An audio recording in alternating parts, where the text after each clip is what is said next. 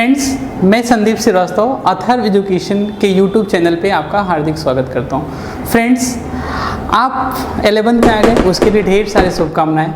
और दूसरी बात, सबसे पहली बात यह है कि आपने कॉमर्स लिया है, तो आपका कॉमर्स के वर्ड में आपका एक बार फिर से हार्दिक स्वागत मैं करता हूँ। फ्रेंड्स, कॉमर्स एक बहुत ही कॉम्प्लिकेटेड सब्जेक्ट्स कहा जाता है, लेकिन कॉम्प्लिकेटेड्स है नहीं। आपको थोड़ा सा क्या करना पड़ेगा, कॉमन सेंस का इस्तेमाल करना पड़ेगा।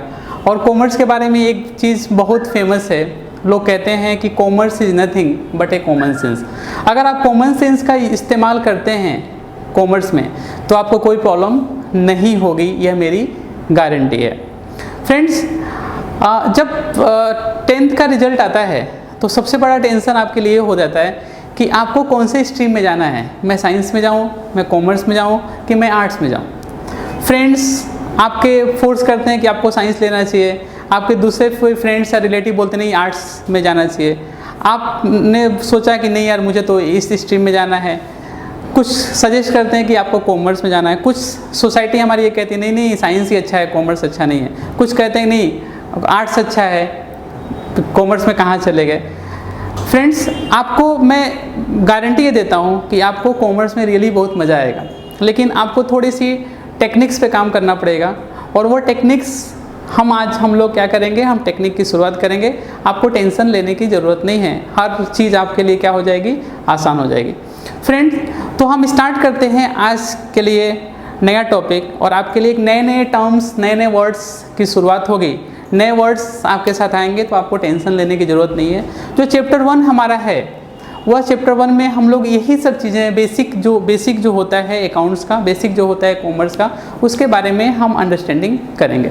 फ्रेंड्स, तो सबसे पहले जब आप बुक्स ओपन करेंगे तो आपको सबसे पहले टॉप पे आएगा आपका अकाउंट्स, एलिमेंट्स ऑफ अकाउंट्स।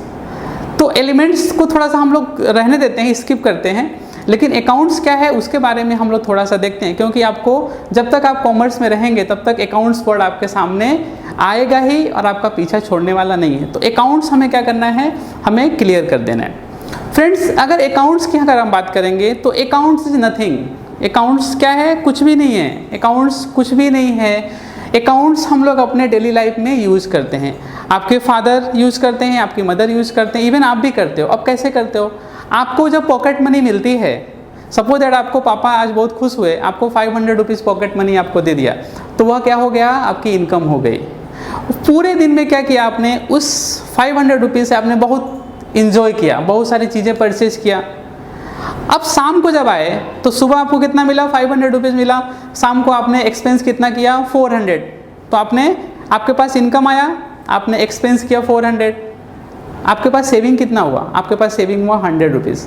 तो फ्रेंड, आपने अकाउंट किया, आपने खुद अकाउंट किया। इवन आपके घर में जब पापा आपके सैलरी लेके आते हैं फर्स्ट को, तो फिर कैलकुलेशन शुरू होता है। फर्स्ट को इनकम मिला, पूरे महीने एक्सपेंस होता है, और एक्सपेंस के बाद अगर मंथ एंड में कुछ बचता है तो वह क्या होता है, आपकी सेविंग होती है। तो उसको सेविंग को थोड़ा सा हम एलोबरेट करेंगे, उसको हम बोलते हैं प्रॉफिट। हमारे बिजनेस में हम क्या बोलते हैं, उसको प्रॉफिट। आपको सेविंग नहीं बोलना, अब बोलना है प्रॉफिट। तो अकाउंट्स क्या होता है, accounts is nothing but maintaining the record of expense and income. Account is nothing but maintaining the record of income and expenditure. इसको थोड़ा सा हम लोग देखेंगे कि आपका थोड़ा सा टेक्स्ट बुक के अकॉर्डिंग क्या है इसका meanings. Account is record of statement. Account is record और स्टेटमेंट। अकाउंट क्या है, एक रिकॉर्ड है, और स्टेटमेंट होता है financial expense in income. What, financial expense. Financial क्यों, क्योंकि मनी, जब मनी आता है तो वहाँ पे क्या होता है, फाइनेंस इन्वॉल्व हो जाता है। तो मनी जहाँ पे इंक्लूड है, हम उसको क्या बोलेंगे, financial expense in terms of money. तो फाइनेंशियल एक्सपेंस और financial income for a particular time period. Particular time period मतलब कि अगर एक दिन का अगर आपका अकाउंट है, एक दिन में आपको 500 मिला, आपने एक दिन में क्या किया, 400 एक्सपेंस कर दिया, तो क्या हुआ, particular time period and purpose decided होता है कि आपने जो भी चीज़ें किया वो किसके लिए किया, कहाँ पे किया, ये सब चीज़ें क्या होती है, डिसाइडेड होती है। तो यह है अकाउंट्स का जनरल मीनिंग। आपको लाइफ टाइम लर्न रखना है। फ्रेंड्स, बहुत सारे स्टूडेंट ऐसे होते हैं कि जिनको परफेक्ट मीनिंग ही नहीं पता है, अकाउंट्स में डील कर रहे हैं, पता चला एमकॉम कर लिया, उनको पता ही नहीं है कि अकाउंट्स क्या है। तो आपको ऐसा नहीं करना है, आपको पता होना चाहिए कि अकाउंट्स क्या होता है। तो आप ऐसा नहीं है कि बहुत सारे जो टेक्स्ट बुक के बहुत सारे डेफिनेशन आप दो, नहीं, बिल्कुल नहीं। आपको वो डेफिनेशन देना है कि आपको लाइफ टाइम लर्न रहे। तो आपको किस पे फोकस करना है? Financial income and financial expenditure, financial income and financial expense के ऊपर ही डील करना है। तो एक रिकॉर्ड है जो कि आपकी financial income and financial expenditure के बारे में बताती है। अब थोड़ा सा हम लोग क्या करते हैं, बड़े बड़े डेफिनेशन, और जो हमारी institute of chartered accountant of India है उसके अकॉर्डिंग उन्होंने भी क्या किया है, अकाउंटिंग का डेफिनेशन दिया है। फ्रेंड्स, आपको थोड़ा सा कन्फ्यूजन होगा, मैं अभी तक अकाउंट की बात कर रहा था, अभी मैं स्किप हो गया अकाउंटिंग में। तो अकाउंटिंग क्या? देखिए, अकाउंटिंग जो वर्ड है वो दो चीज़ों से बनी है, account plus ING, accounting, account plus ING. अब आईएनजी क्यों? ये कोई टेंस तो है नहीं कि इसमें भी हमने आईएनजी लगा दिया, प्रेजेंट कंटिन्यूअस टेंस या पास्ट कंटिन्यूअस टेंस तो है नहीं कि जिसको आप पढ़ाया गया था कि वर्ब प्लस आईएनजी लगा, नहीं। यहाँ पे इसका मतलब है, अकाउंटिंग का मतलब होता है मेथड, अकाउंटिंग का मतलब होता है हाउ टू रिकॉर्ड। अभी तक अकाउंट की बात हो रही थी, अभी तक ये बात हो रही थी कि आपके पास इनकम इतना आया, आपके पास एक्सपेंस आया। अब आपको क्या करना है, एक सिस्टमेटिक मैनर में क्या करना है, उसको बुक्स ऑफ अकाउंट में रिकॉर्ड करना है।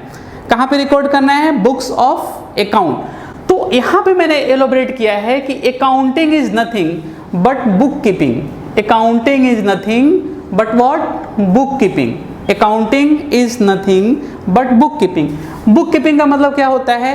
How to maintain account. Accounting is nothing but bookkeeping of account. Means कोई ट्रांजेक्शन हुआ तो उसको किस बुक में हम लिखेंगे, means how to write, what method we would accept, we will adapt. तो उसको हम क्या बोलेंगे? Bookkeeping. Means maintenance of record in books is called accounting.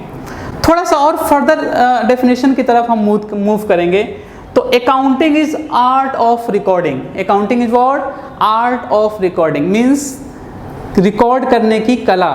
Means किस तरीके से आप रिकॉर्ड करेंगे, किस तरीके से आप रिकॉर्ड करेंगे। किस तरीके से रिकॉर्ड करने का मतलब क्या है? कौन से रूल्स एंड रेगुलेशन को अप्लाई करेंगे, कौन से अकाउंटिंग के प्रिंसिपल को आप अप्लाई करेंगे, उसको बोलते हैं आर्ट ऑफ रिकॉर्डिंग।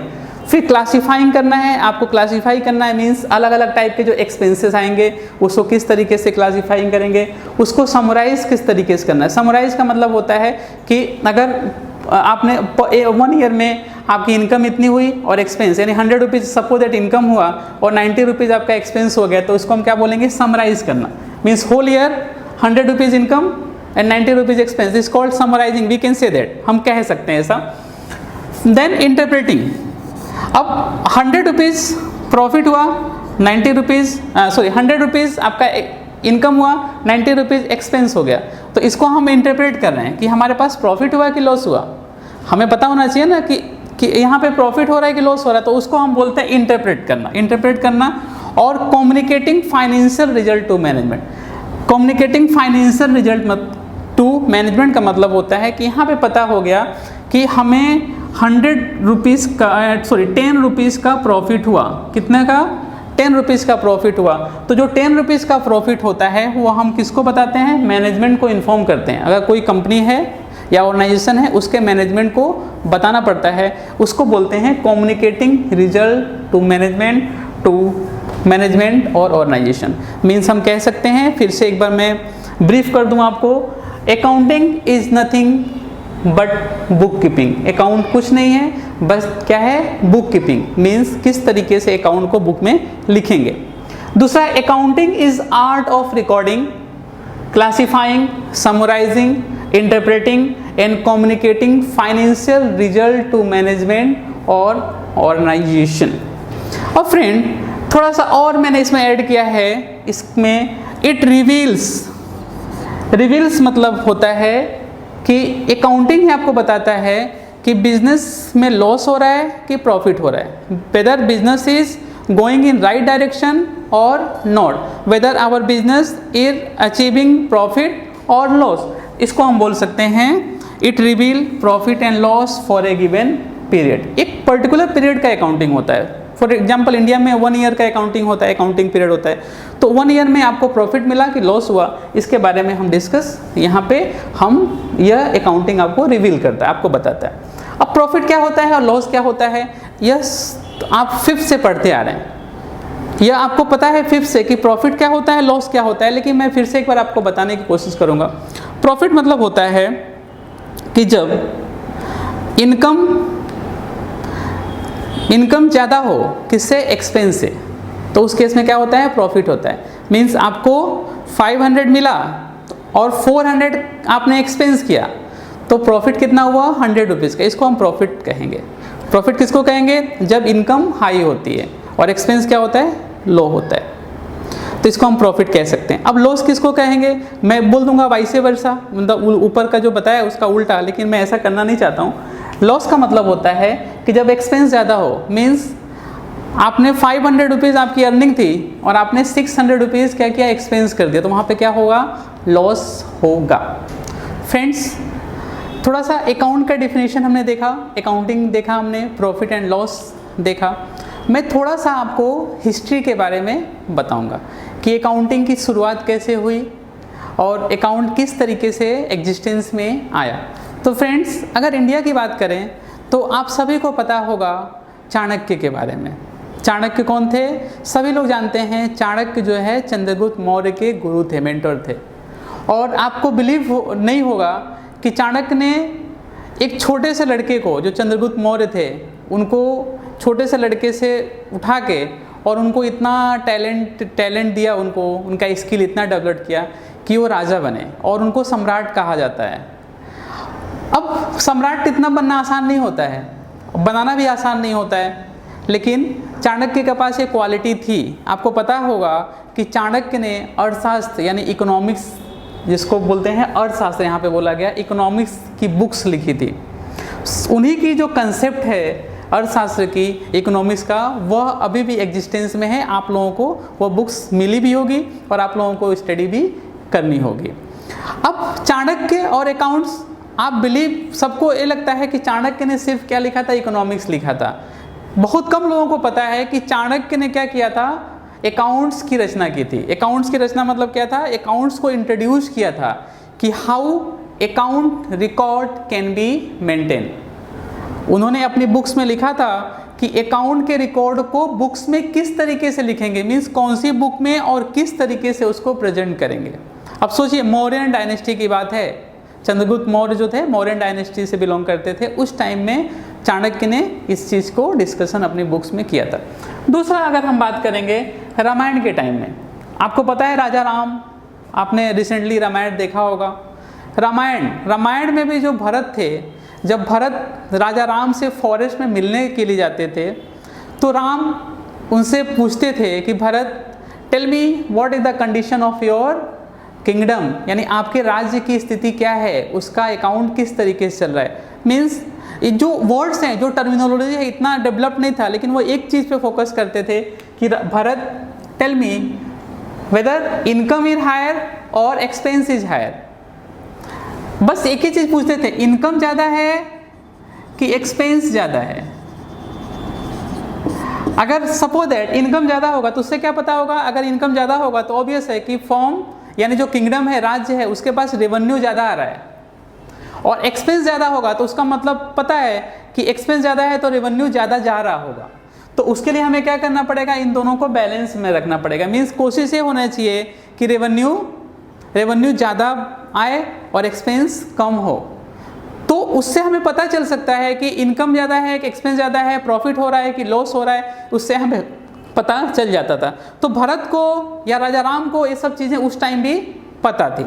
दूसरा, अगर महाभारत की बात करेंगे तो महाभारत में जो 5 पांडव थे फ्रेंड, 5 पांडव में जो सहदेव थे, सहदेव को अकाउंटेंट माना जाता था, and he was the best accountant for that time also. उस टाइम में सहदेव क्या रिकॉर्ड करते थे, जो अस्तबल थे, अस्तबल मीन्स होता है जहाँ पे घोड़े रहते हैं, घोड़ों का रिकॉर्ड उनके पास होता था। उनके पास इवन जो फाइनेंशियल ट्रांजेक्शन उस समय होते थे, जो फंड थे या जो मनी थी, उसका रिकॉर्ड कौन रखता था, सहदेव ही रखते थे। अब बात करेंगे ऑफिशियल डॉक्यूमेंटेशन की। सबसे इंपॉर्टेंट है फ्रेंड्स, ये चीज़ें शायद आपके बुक्स में न मिले, शायद ना मिले, हो सकता है कि चाणक्य जी मिल जाएं, अर्थशास्त्र का डिस्कशन है, बाकी शायद नहीं मिलेंगे, लेकिन फिर भी आपको ध्यान में रखना है। दूसरा, अब ऑफिशियल एविडेंस की बात करेंगे। ऑफिशियल एविडेंस सबसे पहले अगर हम इंडिया की बात करें तो श्री कल्याण सुब्रमण्यम अय्यर, फ्रेंड श्री कल्याण सुब्रमण्यम अय्यर किसी बुक में नहीं मिल, अनफॉर्चुनेटली गुजरात बोर्ड की बुक में तो शायद नहीं मिलेगा, for my best of knowledge. ठीक है, अगर मिल जाता तो बहुत अच्छी बात है, लेकिन शायद मेरे नज़र में तो नहीं आया। श्री कल्याण सुब्रमण्यम अय्यर जो थे वह father of accountancy in India माने जाते थे, father of accountancy in India. और उनको he was the pioneer of commercial and accounting education in India, he was the pioneer of commercial and accountancy education of India माना जाता है। दूसरा, अगर बात करेंगे सबसे पहले इटालियन लुका पेसोली, लुका पेसोली ने को फादर ऑफ अकाउंटेंसी माना जाता है। क्या माना जाता है? Father of accountancy. And he was developed and he was invented double accounting system of book keeping, he was invented double accounting system. Friend, इसी चैप्टर में और आगे वाले वीडियो में आपको मैं ब्रीफ करूंगा कि डबल अकाउंटिंग सिस्टम क्या होता है। तो इतना थोड़ा अभी इतना ही समझिए, जो लुका पेसोली थे वो उनको बोला जाता है कि father of double accounting system and father of book keeping, he was the father of book keeping. Book keeping कैसे करेंगे उन्होंने डिस्कशन किया था, डबल अकाउंटिंग सिस्टम किस तरीके से करेंगे लुका पेसोली ने किया था। फ्रेंड, थोड़ा सा मैं इनके कंट्रीब्यूशन को थोड़ा सा और आगे ले जाता हूँ। लुका पेसोली इटालियन थे और ये जो बुक्स ऑफ अकाउंट लिखा गया था उनकी एक बुक्स थी, मैथमेटिशियन थे। For kind information, Luca Pacioli was the mathematician. उन्होंने अपनी बुक्स ऑफ अपनी जो मैथमेटिक्स की बुक्स थी उसमें डिस्कशन किया था अकाउंट्स के बारे में। अब ये इटैलिक भाषा में लिखा हुआ था तो पूरे जो वर्ड है सब वर्ड को ज़रूरत थी, तो सभी लोगों को एक्सेस नहीं हो रहा था। तो ओल्ड कैशल नामक एक और भी मैथमेटिशियन थे जिनका नाम ओल्ड कैशल था, and he was from USA, he was from American, वो अमेरिकन थे। उन्होंने क्या किया, जो इटैलिक में जो लिखा हुआ था डबल अकाउंटिंग सिस्टम, उन्होंने क्या किया, ओल्ड कैशल ने उसको इंग्लिश में ट्रांसलेट किया। उस दिन से अकाउंट क्या होने लगा, अपने आप डेवलप्ड होने लगा और इजिली सबके लिए एक्सेसिबल होने लगा। फ्रेंड्स, उम्मीद करता हूँ कि आपको हमारा ये वीडियो पसंद आया होगा। अगर पसंद आया हो तो इस वीडियो को लाइक कीजिए, अपने दोस्तों के साथ शेयर कीजिए, और कोई भी क्वेरी हो तो आप हमें कमेंट बॉक्स के थ्रू ज़रूर इन्फॉर्म करें। क्वेरी को तुरंत हम सॉल्व करने की कोशिश करेंगे। Thank you.